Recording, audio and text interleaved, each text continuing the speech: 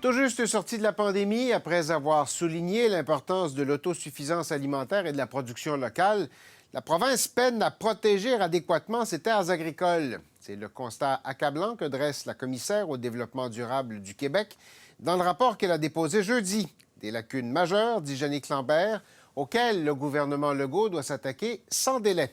J'ai rencontré la commissaire à Québec. Jannick Lambert, bonjour. Merci d'être Bonjour. avec nous. Plaisir. Vous êtes la commissaire au développement durable du Québec, vérificatrice générale adjointe aussi. Oui. Vous avez déposé votre rapport la semaine dernière. Vous y dressez un certain nombre de constats. On ne fera pas l'état des 200 pages, c'est quand même une brique, là, mais vous avez parlé d'un certain nombre de trucs. Commençons par l'état des sols. Qu'est-ce qui vous inquiète le plus dans l'état des sols? Parce que vous y avez consacré quand même une bonne portion du document. Bien, je crois qu'il faut le prendre globalement. Puis je me dis, dans un contexte climatique, dans un contexte de développement durable, qu'est-ce qui est important pour avoir une certaine autosuffisance alimentaire? Oui. Avoir un territoire agricole, mais avoir des sols en santé. Donc, c'est primordial de prévenir. Moi, le développement durable, il faut penser à la prévention. Ça coûte toujours moins cher prévenir que guérir. Donc, il faut faire en sorte... Pourquoi la santé des sols? Parce que c'est super important. C'est ce qui fait en sorte que des sols peuvent être capables d'être résilients, de faire face aux aléas climatiques.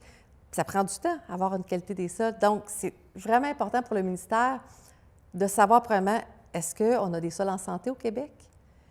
Puis avoir un état des lieux. Puis après ça, qu'est-ce qu'on fait maintenant pour les orienter? Est-ce qu'on fait la bonne équation entre la préservation des terres agricoles et le développement économique ou l'importance de développer économiquement? Je pense à Nordvolt, entre autres, qui va avoir un impact sur des terres agricoles. Est-ce qu'on fait des compromis, d'après vous, qui sont inacceptables? Tout est dans la gestion de l'aménagement de notre territoire. À cet élément-là, les MRC ont quand même un fort pouvoir pour gérer leur territoire.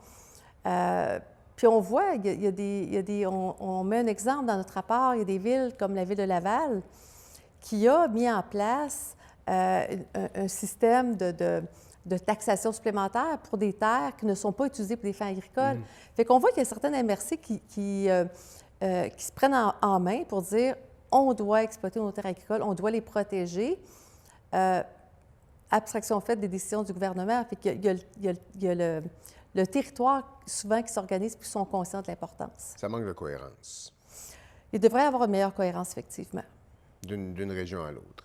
Est-ce que vous êtes écouté? Avez-vous l'impression d'être écouté quand vous publiez un rapport comme celui de la semaine dernière puis que vous dites voici ce qui devrait être fait? Est-ce que les gens suivent vos recommandations? On l'espère. On travaille fort. On travaille fort pour vraiment... C'est ce qui fait que la réputation de notre organisation, c'est la rigueur. On est basé sur des faits, on a des équipes d'auditeurs qui vont sur le terrain, qui sortent de grands constats avec des recommandations pour corriger ce qu'on a pu trouver dans le rapport. Mais il faut penser, on n'a pas de moyens coercitifs. Par contre, on suit les recommandations pendant 3 ans. Sauf erreur, une vaste majorité des recommandations que vous aviez faites dans les derniers rapports, vous les avez considérées comme suivies, relativement, ça avait porté fruit, 78 Oui, 78 C'est sûr que c'est appliqué. Appliqué, ça veut dire que, bon, ils ont tout fait ce qu'il y avait à faire, puis c'est corrigé. En majeure partie, on est confiant.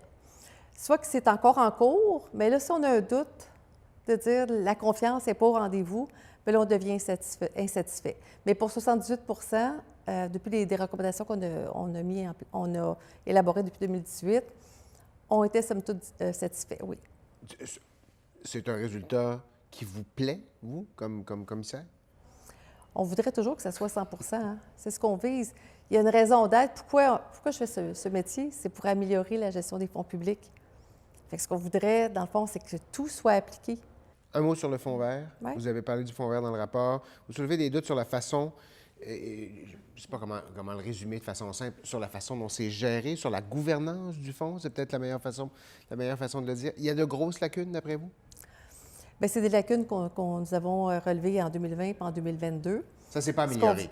Bien, comme le ministère de l'Environnement, comme gestionnaire du fonds, ce qu'on dit, c'est qu'il doit mettre en place il doit augmenter ses efforts pour corriger notamment les lacunes au niveau de l'évaluation de la performance.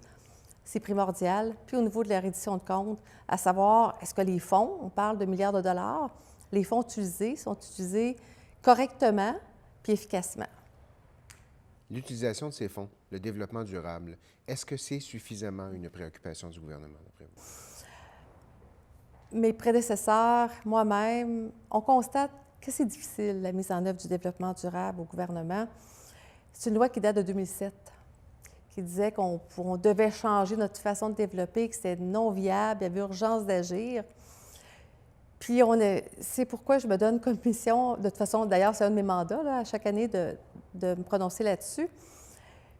Mais mon constat, c'est que le gouvernement, l'appareil, l'administration publique dans sa globalité devrait s'assurer, avant de prendre une décision et tout au long de son processus décisionnel, d'être en lien avec la loi sur le développement durable pour que les générations futures n'aient pas à subir les prises de décision d'aujourd'hui. C'est vraiment important, mais ce n'est pas simple à implanter. Et c'est pas le genre de mantra qui semble être très présent au sein de l'appareil public présentement. C'est difficile à voir comme trame de fond. J'en conviens. C'est placé de façon très diplomatique. Merci infiniment d'avoir été des nôtres, Madame. Plaisir.